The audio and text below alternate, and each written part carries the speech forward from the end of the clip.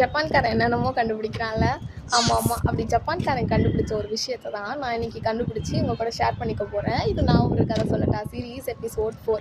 1919 ஜப்பானில் இருக்க டாக்டர்ஸ்லாம் ஒரு வித்தியாசமான கேஸை அப்சர்வ் பண்ணுறாங்க.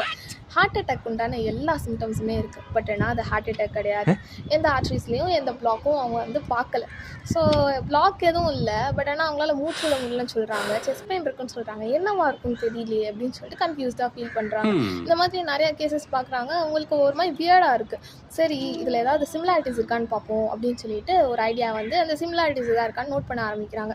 அப்போ தான் தெரியுது, இந்த மாதிரியான சிம்டம்ஸ் உள்ள பேஷண்ட்ஸில் அவங்களுடைய ஹார்ட்டோட ஷேப் மாறி இருக்கு அப்படின்றது. லெஃப்ட் வென்ட்ரிக்கலில் ஷேப் மாறி இருக்கு. ஓகே, அந்த ஷேப் எப்படி இருக்குது அப்படின்னு பார்த்தோன்னா, அவங்க ஊரில் ஆக்டோபஸ் பிடிக்கிறதுக்கு ஒரு பாட் யூஸ் பண்ணியிருக்காங்கப்பா. அந்த ஷேப்பில் இந்த ஹார்ட் மாறிட்டுறதுனால அந்த பாட்டோட பேரே வச்சிடலாம் அப்படின்னு சொல்லிட்டு டக்கோட்சுபோ கார்டியோ மியோபதின்னு பேர் வச்சுட்டாங்க. இந்த கண்டிஷனை பற்றி நான் ஆல்ரெடி வீடியோ போட்டிருக்கேன். என்னோட ஓஜி ஃபாலோவர்ஸ் யாராவது வந்தீங்கன்னா தயவு செஞ்சு இந்த கண்டிஷனோட காமன் நேம் என்னென்னு கமெண்ட் பண்ணிங்கன்னா எனக்கு ரொம்ப சந்தோஷமாக இருக்கும். தப்பாசை தான், but please can you do it for me please.